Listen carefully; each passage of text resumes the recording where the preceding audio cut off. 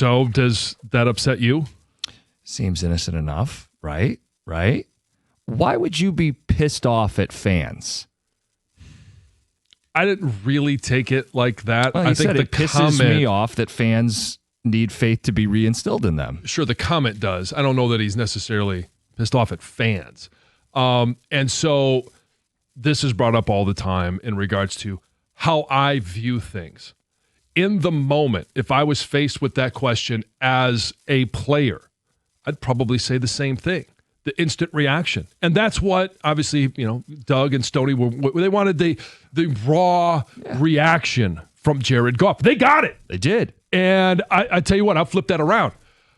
As a player, as a fan, don't you want your players, your team, to have that passion, that belief, the fact that you're going to go out there against all odds and your fate is not in your control, but you're just going to attack this next game, and we got to get this game. We are going to go out and prove everyone wrong, because there are a lot of people that are doubting that. I know you're one of them. There is no issue with Jared Goff believing in his team, but don't be mad at fans who have doubts. If you want to be mad at anybody, be mad at yourself and your team for being in this position where you don't control your own destiny. If you want to be pissed off at somebody, he is. Right, but don't be pissed off at fans. The fans did not put this team in this position. Doubts are valid. Yeah, but doubts are fair. He was mad at the comment, not at the fans. It's not how I took it. He is mad at fans. I think he's mad at the comment. He's mad at the sentiment. Yeah, he's mad at the sentiment from fans. And part of it, he's not going to sit there and say, "Yeah, I'm pissed off at myself as well." I think that is understood.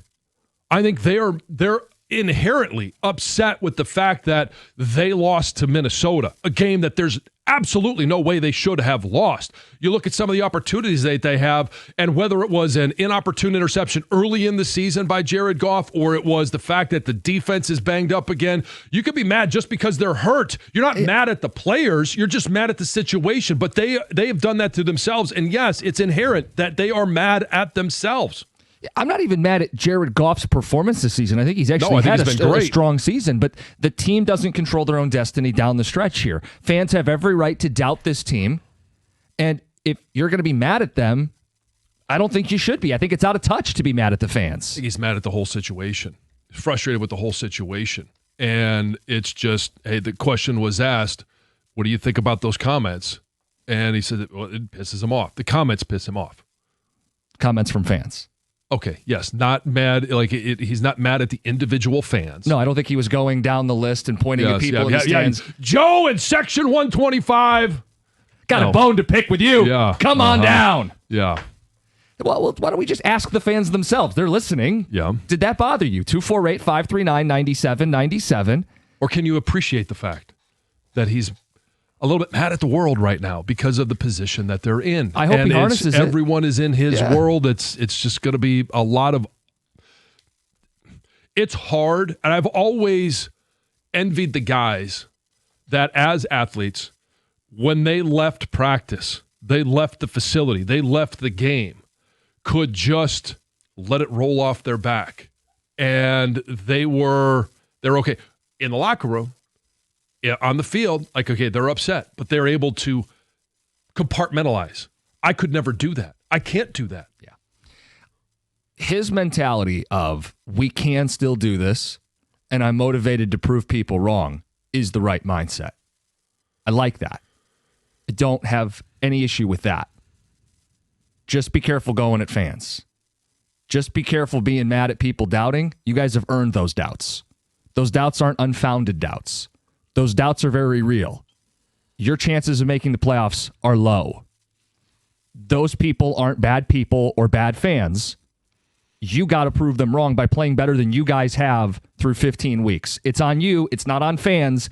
Don't be pissed at them. Right. Okay. So I'll enter the marriage counseling session for just a moment, because I'm sure you guys have faced this, right? Bad show, bad whatever. Yeah. Heather, I'm sure Colin, bad day at work, right? You come home and I do this with Lisa, she'll tell me, hey, I wasn't there Why are you mad at me? I'm like, I'm not mad at you. Yeah. All right. That's just the relationship between Goff and the fans right now. He's not really pissed at them. He's just mad at the situation. Oh, I've been there. You think me with my tone? Why are I've you never been taking there? this out on me? I'm not. Why are you yelling at me? I'm not. Yes, I can relate to that. 100% I can relate to that. That's what this situation is. He can't let it go, nor should he. Love the fact that he can't let it go. It is in his blood. Let's get to some of the fans. Steve and Pinckney, you're on 97.1. Good morning, gentlemen. Great show. I love you guys. You guys are awesome. Thank you. But let me just say this. Jared Goff shouldn't be pissed off at the fans. He should be pissed off with Brad Holmes and the upper management for failing to do, the proper things by attracting new personnel, new help. Look what Philadelphia did. Look what the Rams did. Look what Ben Jansen did. They've all added more pieces to their team. That's why we're in the position that we're at now. Somebody better light up a big fire under the general manager here for the Lions because he failed to do his job. So point the finger up and not out. Yes. Thank you, guys. Thanks, Steve. That's one way to say it. And I'm sure there are frustrations. Like I would never, ever. Jared Goff is as classy as they come. He's not going to point the finger at Dan Campbell. He's not going to point the finger at the offensive line. He's certainly not going to point the finger at Brad Holmes.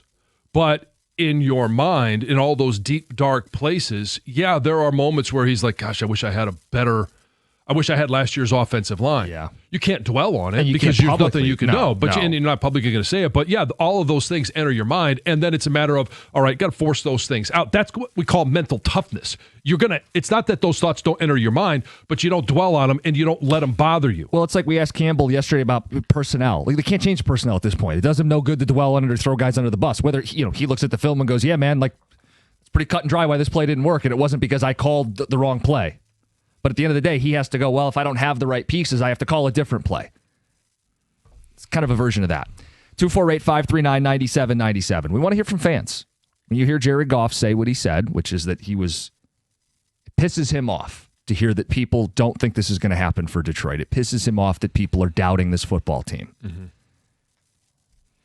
248-539-9797. In the next hour, we have a question inspired by Heather Park. We'll have a chance for you guys to win tickets for the Detroit Lions' final home game of the season against the Pittsburgh Steelers. You'll listen for details on that. And actually, Aaron Rodgers' return. Yeah, of course. Of course. I think we did this. This is the first time he'll play in Detroit since he made the comments about beating that team or losing to that team. He'll be back in the house. All right, we'll get to all of it coming up next, 97.1.